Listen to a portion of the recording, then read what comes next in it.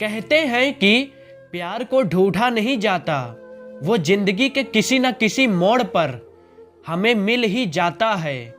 कुछ ऐसे ही कहानी है हमारे आज के जोड़े की भी, जो जिंदगी के एक मोड़ पर एक दूसरे से अनजान बनकर मिलते हैं और फिर अगले मोड़ पर बिछड़ जाते हैं। पर प्यार करने वाले को आज तक कौन जुदा कर पाया है जो ये कमबख्त जिंदगी कर पाती, और आखिर में वो जिंदगी भर के लिए एक दूसरे के हमसफ़र बन जाते हैं। तो आपका ज़्यादा समय ना लेते हुए चलिए आज की इस कहानी की शुरुआत करते हैं, जिसका नाम है स्कूल की प्रेम कहानी। कहानी की शुरुआत होती है प्रशांत नाम के एक लड़के से।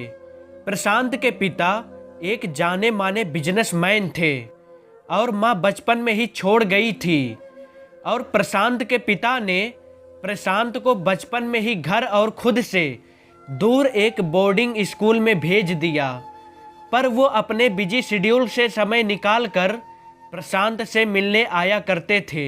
धीरे धीरे प्रशांत बड़ा होता गया और उसके उम्र के साथ ही उसके पिता से दूरियां भी बढ़ती चली गई। अब प्रशांत को कोई फर्क नहीं पड़ता कि उसके पापा कहाँ हैं, उन्होंने फ़ोन किया कि नहीं, या वो मिलने आए कि नहीं। अब प्रशांत अपने स्कूल के दोस्तों के साथ ही खुश रहने लगा था। हर किसी की ज़िंदगी में कभी ना कभी कोई ऐसी लड़की ज़रूर आती है जिसके पीछे वो लड़का खाना पीना तक भूल जाता है। कुछ ऐसा ही हुआ था प्रशांत के साथ भी। प्रशांत 11वीं क्लास में था और उसके स्कूल में कई नए चेहरे आए थे, और उन्हीं चेहरों में से एक चेहरा प्रशांत के दिल में समा गया। जब पहली बार प्रशांत ने उस लड़की को देखा तो बस देखता ही रह गया। ऐसा लग रहा था जैसे भगवान ने बड़ी ही फुर्सत में उसे बनाया हो। उस लड़की को देखकर प्रशांत को ऐसा लगा जैसे मानो बस यही है जिंदगी, अब उसे अपनी लाइफ में और कुछ नहीं चाहिए था। अब बात थी उस लड़की से बात करने की, क्योंकि ना ही प्रशांत को उसका नाम पता था और ना ही क्लास। कई दिनों की मेहनत के बाद प्रशांत आखिर उसका नाम पता करने में कामयाब हो गया। उस खूबसूरत बला का नाम था प्रज्ञा, और सच में वो अपने नाम से भी ज़्यादा खूबसूरत थी। पर प्रशांत अभी भी उसका सेक्शन जानने में नाकामयाब रहा। लेकिन जब भी वो प्रज्ञा को देखता बस कहीं खो सा जाता। आखिर प्रज्ञा थी भी कुछ ऐसी, जहाँ खड़ी हो जाए वहाँ के लड़कों की नज़र उससे हट ही ना पाए। प्रशांत थोड़ा शर्मीला लड़का था। उसने बस प्रज्ञा को देखते ही देखते अपना पूरा साल ख़त्म कर दिया। पर ना ही वो प्रज्ञा से बात कर पाया और ना ही ये पता लगा पाया कि वो कौन सी क्लास में पढ़ती है। 11वीं के एग्ज़ाम ख़त्म हुए और गर्मियों की छुट्टियां शुरू हो गई। सब अपने अपने घर चले गए। पर हर साल की तरह इस साल भी प्रशांत के घर से ना ही कोई फ़ोन आया और ना ही उसे कोई लेने आया। पर सच कहें तो अब प्रशांत को इस बात से कोई फ़र्क नहीं पड़ता, और फिलहाल तो वो प्रज्ञा की दुनिया में ही खोया हुआ था। पूरे गर्मियों की छुट्टी प्रशांत प्रज्ञा की ड्राइंग बनाता रहता है और बस उस दिन का इंतज़ार करता रहता है कि कब स्कूल खुले और वो प्रज्ञा से बात कर पाए। इस बार प्रशांत ने ठान लिया था कि कुछ भी हो जाए वो प्रज्ञा से बात करके ही रहेगा। कुछ दिनों बाद फाइनली गर्मी की छुट्टियां ख़त्म हो गई। सब बच्चे वापस आ गए और प्रज्ञा भी आ गई थी। अब बस इंतज़ार था तो इस बात का कि कब और कैसे प्रशांत अपने दिल की बात प्रज्ञा से कहे। पर प्रशांत की हिम्मत ही नहीं हो रही थी कि वो प्रज्ञा से अपने दिल की बात कह पाता। उससे बात करना तो छोड़ो, जब प्रज्ञा उसके पास से भी गुजरती तो प्रशांत की हालत खराब हो जाती। पर एक दिन प्रशांत ने अपने दोस्त देवदत्त को प्रज्ञा से बात करते देखा। प्रशांत तो मानो अंदर ही अंदर जल गया। हाँ, महक नहीं आ रही थी, वो बात अलग है। वो कहावत है ना कि दोस्त अगर फेल हो जाए तो दुख होता है, लेकिन अगर वो फर्स्ट आ जाए तो ज़्यादा दुख होता है। प्रशांत को तब और गुस्सा आ गया जब देवदत्त प्रज्ञा से मिलने के बाद सीधा उसके पास आ गया। प्रशांत को लगा कि वो उसे जलाने के लिए ये सब कर रहा है, पर दूसरी ओर प्रशांत को ये सब झूठ लग रहा था, क्योंकि प्रशांत और देवदत्त की दोस्ती बचपन की थी। देवदत्त के पास आते ही प्रशांत बिना वक्त गवाए उससे पूछा, क्या तुम प्रज्ञा को जानते हो?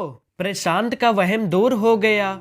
उस पल उसे ऐसा महसूस हुआ मानो एक बूंद पानी के लिए तरस रहे इंसान को पूरा तालाब मिल गया हो। और इन सब बातों में देवदत्त का पूछा गया सवाल कहीं खो सा गया। प्रशांत ने बातों ही बातों में देवदत्त से प्रज्ञा के बारे में सब कुछ जान लिया। उसे क्या पसंद है, क्या नहीं, क्या खाती है, कब सोती है, सब कुछ। अगले दिन जब प्रशांत और देवदत्त क्लासरूम के गलियारों के बाहर खड़े एक दूसरे से बात कर रहे थे, तभी दूसरी ओर से प्रज्ञा आई। उसने प्रशांत को नज़रअंदाज करते हुए देवदत्त को हाय कहा, पर प्रशांत इस बात से अनजान बस उसे देखता रह गया। दरअसल प्रज्ञा को किसी नोट्स की ज़रूरत थी, पर देवदत्त के पास नहीं था। और फिर प्रज्ञा प्रशांत की तरफ देखते हुए पूछती है, क्या तुम्हारे पास है?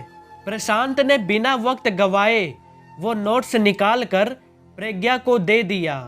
प्रज्ञा ने मुस्कुराकर उसे थैंक्स कहा और वहाँ से चली गई। और उसके बाद से प्रशांत और प्रज्ञा में दोस्ती हो गई। हालांकि प्रशांत को प्रज्ञा पहले दिन से ही पसंद थी, तो ये कहना गलत होगा कि प्रशांत की दोस्ती हो गई, बजाय इसके कि प्रशांत को प्रज्ञा से प्यार हो गया। कब प्रज्ञा भी प्रशांत के करीब आ गई उसे भी नहीं पता चला। और अब बात दोस्ती से आगे बढ़कर बेस्ट फ्रेंड तक पहुंच गई थी। हाँ, वही बेस्ट फ्रेंड जिसने ना जाने कितने लड़कों का काटा है, पर इनके बीच ऐसा कुछ होने वाला नहीं था। अब धीरे धीरे बोर्ड एग्जाम करीब आ रहे थे और प्रशांत को प्रज्ञा से दूर जाने का डर सताने लगा था। एक दिन प्रशांत ने हिम्मत जुटाई और प्रज्ञा के पास जाकर उसे अपने दिल की बात बता दी। प्रज्ञा ने बड़े ही प्यार से प्रशांत को समझाते हुए कहा, देखो, अभी हम इतने भी बड़े नहीं हुए हैं जो ये सब कर सके, पर मैं तुम्हारे प्यार की कदर करती हूँ। मुझे हमेशा से लगता था कि तुम्हारे मन में कुछ न कुछ है, क्योंकि इतनों की भीड़ में भी मेरा ध्यान बस तुम पर ही जाकर रुक जाता है। मेरे लिए अभी सबसे ज़रूरी है ये बोर्ड एग्ज़ाम, तो पहले हम ये ख़त्म कर लेते हैं और फिर हम सोचेंगे कि आगे क्या करना है। दोस्तों, कहानी के इस भाग में बस इतना ही। उम्मीद है आपको ये स्कूल की प्रेम कहानी पार्ट 1 पसंद आई होगी। अगर हाँ तो नीचे कमेंट के माध्यम से हमें बताएं कि आपको इस कहानी का कौन सा भाग अच्छा लगा, और इसका आखिरी भाग अगले वीडियो में आ जाएगा। तब तक आप लोग इस वीडियो को शेयर करें और चैनल को सब्सक्राइब करें। मिलते हैं अगले पार्ट के साथ 2 बजे। तब तक के लिए बाय बाय।